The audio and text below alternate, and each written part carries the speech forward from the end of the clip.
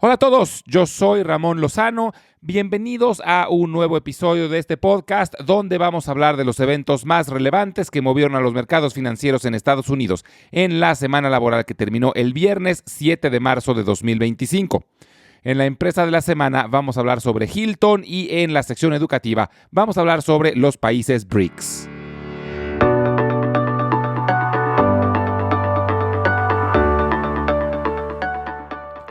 La bolsa sufrió fuertes pérdidas la semana pasada. El Dow Jones perdió 2.4%, el Standard & Poor's 500 cayó 3.1% y el Nasdaq se desplomó 3.5%. Con esto, el Nasdaq y el Standard & Poor's 500 no solo están ya negativos por el año, sino que también han perdido todas las ganancias que habían acumulado desde la elección presidencial del año pasado. La principal causa de la caída es la incertidumbre.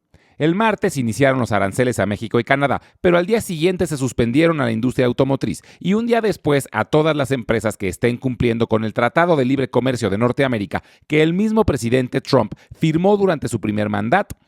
Pero son suspensiones temporales de solo un mes, así que no sabemos qué va a pasar a principios de abril. Aquí el problema no son los aranceles como tal. Si las empresas supieran cuándo entran y en qué porcentaje, si tuvieran claridad, podrían planear su actividad, pero en realidad nadie sabe ni qué países van a ser afectados, ni en qué porcentaje, ni cuándo van a empezar, ni cuánto van a durar, etc. Esto es lo que crea una enorme incertidumbre y si hay algo que espanta a los inversionistas es la incertidumbre. Y no solo es la bolsa la que está siendo afectada, ya empezaron a haber señales de una desaceleración en la economía. Hay analistas que están esperando un crecimiento negativo durante este primer trimestre. Tuvieron que salir los miembros del gabinete de Trump a defender las decisiones del presidente. Scott Bessent, secretario del Tesoro, tuvo el descaro de culpar al gobierno del presidente Biden, diciendo que heredaron una economía en deterioro, pero que le van a dar la vuelta y tener un futuro prometedor. Howard Lutnick, secretario de Comercio, dijo que el principal objetivo de los aranceles a México y Canadá tiene que ver con el fentanilo. El presidente quiere presionar a ambos países a trabajar más para frenar la migración y el flujo de drogas por las fronteras. Pero que a partir de abril los aranceles tendrán más que ver con el comercio justo. Se empezarán a imponer aranceles recíprocos a todos los países que imponen aranceles a productos estadounidenses. Esta última justificación a mí me parece bien. Yo no creo que los aranceles sean malos. El problema es la incertidumbre de no saber y de que se cambie la política de un día para otro. Un efecto de esta incertidumbre se notó en el reporte sobre la balanza comercial de esta semana, que mostró un crecimiento muy importante del déficit. Esto debido a que muchas empresas se adelantaron a comprar productos extranjeros para aumentar sus inventarios antes de la imposición de aranceles. Este es un efecto temporal, pero muestra el nerviosismo creciente que hay entre las empresas. A nivel internacional, las bolsas europeas y la China siguen con un estupendo desempeño. Esto en parte se puede deber a que muchos inversionistas están sacando dinero del mercado estadounidense para meterlo en mercados internacionales. Pero en Europa también se debe a que muchos gobiernos del viejo continente se han comprometido a aumentar sustancialmente su gasto en defensa y en infraestructura debido a las crecientes tensiones con el gobierno de Trump. Europa sigue respaldando fuertemente a Ucrania, pero ya no se sabe si cuentan con el apoyo de Estados Unidos. Un aumento en el gasto público suele dar un impulso a la economía y las bolsas europeas se están anticipando a eso. En temas microeconómicos tuvimos resultados muy variados. La única constante es que los directores generales se han mostrado muy conservadores en su pronóstico para este año, todos argumentando un aumento en la incertidumbre. La estrella de la semana fue Broadcom, la empresa desarrolladora de chips que reportó mucho mejor de lo esperado. Sus acciones brincaron 10%, pero siguen muy abajo de sus máximos marcados a principios de año, debido a que las acciones de muchas empresas de tecnología han sido severamente golpeadas estas últimas semanas. Marvell, otra desarrolladora de chips, vio sus acciones desplomarse 18%. Esto a pesar de que su reporte estuvo en línea con las expectativas. El problema fue que su pronóstico para este año fue muy conservador. Empresas relacionadas a la ciberseguridad también reportaron. Las ganadoras de la semana son las que se enfocan en verificación de identidad, como Okta y Zscaler. Pero CrowdStrike, que tiene una plataforma más amplia, decepcionó con su reporte. Costco, la cadena de tiendas de autoservicio enfocadas en mayoreo, mostró números ligeramente por debajo de las expectativas. Lo mejor del reporte de Costco fue el crecimiento mostrado en sus ventas a través de su plataforma digital, que crecieron más de 20%. Target también reportó y aunque mostró números en línea con las expectativas, sus acciones cayeron 18%. Esto debido a que Brian Cornell, su director general, se mostró sumamente pesimista para la primera mitad de este año. Mencionó que las ventas de febrero cayeron de forma muy sustancial. Finalmente, Gap, la cadena de tiendas enfocadas a la moda, sorprendió con su reporte y mostró crecimiento en las ventas de sus 3 marcas, Gap, Old Navy y Banana Republic. Sus acciones se dispararon más de 16%.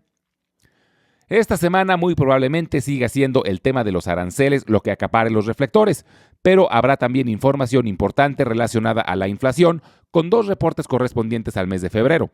En general se espera que muestren que la inflación tuvo un ligero incremento. Los reportes que vale la pena monitorear durante la semana son los de Oracle, Adobe, DocuSign, Dick's Sporting Goods, Williams-Sonoma, Volkswagen, Dollar Tree, Dollar General y Service Titan, que será su primer reporte desde que salió a bolsa a finales del año pasado. La semana pasada hablamos de Marriott, la cadena hotelera más grande del mundo. Pero no podemos hablar de la industria de la hospitalidad sin mencionar a su mayor competidor, Hilton. Estas 2 gigantes han dominado el sector durante décadas, compitiendo por la lealtad de los viajeros, la innovación en el servicio y la expansión global.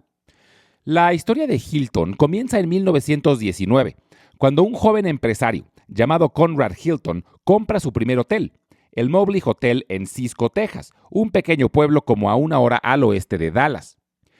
Lo curioso de la historia es que Hilton no estaba buscando entrar en la industria hotelera. Su intención inicial era la de comprar un banco, pero cuando llegó a la ciudad y vio la enorme demanda de habitaciones por el auge petrolero, decidió invertir en el negocio de la hospitalidad. El primer hotel, el Mobley Hotel, no era un lujoso resort, era un modesto establecimiento donde las habitaciones se alquilaban en turnos de pocas horas debido a la alta demanda. Pero para Hilton fue el inicio de algo mucho más grande. Durante la década de 1920, Hilton continuó comprando hoteles en Texas y en 1925 abrió el primer hotel que llevó su apellido, el Dallas Hilton. Su ambición era clara. No solo quería ser un empresario hotelero, quería revolucionar la industria con estándares de lujo, comodidad y servicio al cliente. Fue la primera cadena en ofrecer aire acondicionado y televisión en cada habitación. También fue la primera cadena en crear un servicio centralizado de reservaciones para todos sus hoteles. Pero el negocio se complicó durante la Gran Depresión de 1929. Durante esa crisis, Conrad Hilton perdió la mayoría de sus propiedades, quedándose prácticamente en bancarrota, pero logró recuperarse y reestructurar su negocio, y para 1943 se convirtió en la primera cadena hotelera estadounidense en tener presencia en múltiples estados. En 1946, Hilton se convirtió en la primera empresa hotelera en cotizar en la Bolsa de Valores de Nueva York y 3 años después adquirió el icónico Waldorf Astoria de Nueva York, uno de los hoteles más lujosos y famosos del mundo. A finales de los 40, Hilton abrió su primer hotel en Puerto Rico y empezó una estrategia global que llevó a la cadena a establecer hoteles en Europa, Asia y Medio Oriente en las siguientes décadas. A mediados del siglo XX, Hilton introdujo un modelo de negocio que cambiaría para siempre la industria hotelera. El modelo consiste en operar hoteles que son propiedad de terceros. Este modelo permitió a la empresa expandirse rápidamente sin tener que construir o poseer cada propiedad. Como platicamos la semana pasada, poco después, Marriott adoptó esta misma estrategia, lo que llevó a una competencia feroz entre ambas compañías. Como toda gran empresa, Hilton también enfrentó retos existenciales. A principios del siglo XXI tuvo problemas con su deuda, lo que orilló a la familia Hilton a vender la empresa a Blackstone por $26,000 millones. Después de esta compra, Blackstone reestructuró la deuda, amplió las operaciones de la empresa a China y otros países y pocos años después, en 2013, Hilton fue separada de nuevo como empresa independiente y entró otra vez a cotizar en la Bolsa de Valores de Nueva York. Actualmente, Hilton opera más de 7,000 hoteles en más de 120 países. Las acciones de Hilton, al igual que buena parte de la industria del turismo, han tenido una recuperación espectacular los últimos años. Están cerca de triplicar el valor que tenían antes de la pandemia. De igual manera, se han beneficiado enormemente del auge creado por consumidores que prefieren gastar en experiencias en lugar de bienes materiales. A medida que el mundo cambia y las preferencias de los viajeros evolucionan, Hilton enfrenta el reto de mantenerse a la vanguardia sin perder la esencia de la hospitalidad que la ha caracterizado por más de un siglo. Su legado es fuerte, pero su éxito futuro dependerá de su capacidad para adaptarse a un mercado cada vez más dinámico y competitivo. A principios de este siglo, se empezó a formar un bloque de economías emergentes que ha ido ganando protagonismo. Su nombre fue acuñado por el economista Jim O'Neill de Goldman Sachs en 2001. Lo nombró BRIC por las iniciales de los 4 países originales de este bloque, que eran Brasil, Rusia, India y China. En 2010 se sumó Sudáfrica, por lo que el nombre cambió a BRICS. La importancia de este grupo de países radica en que representan más del 40% de la población mundial y cerca del 25% del Producto Interno Bruto. Uno de sus objetivos es lograr mayor representación e influencia en instituciones como la ONU, el Fondo Monetario Internacional y el Banco Mundial. Es interesante el grupo que se formó, porque los 5 países parece que tienen muy poco en común, pero sus economías se pueden complementar. Cada uno de los países del BRICS aporta distintas fortalezas al grupo. China es la segunda economía del planeta y el motor principal del grupo. India está en auge como un centro tecnológico y manufacturero. Brasil y Rusia son potencias de recursos naturales y exportadores de materias primas y energéticos como gas y petróleo. Y Sudáfrica es clave en otros recursos naturales, principalmente minerales, además de ser la puerta de entrada al continente africano. A lo largo de los años, los BRICS han impulsado diversas iniciativas para consolidar su influencia global. En 2015, crearon el Nuevo Banco de Desarrollo, una alternativa a instituciones como el Banco Mundial, con el objetivo de financiar proyectos de infraestructura y desarrollo en países emergentes. También han promovido acuerdos para comerciar en sus propias monedas y reducir la dependencia del dólar estadounidense en transacciones internacionales. Sin embargo, el bloque enfrenta desafíos importantes. Las diferencias políticas, culturales y económicas entre sus miembros han dificultado la toma de decisiones conjuntas. Además, la rivalidad entre China e India, así como las sanciones impuestas a Rusia tras los conflictos internacionales, han generado tensiones dentro del grupo. A pesar de estos obstáculos, el BRICS sigue buscando expandir su influencia. En los últimos años, varios países han mostrado interés en unirse, lo que podría redefinir el papel de este bloque en el sistema económico global.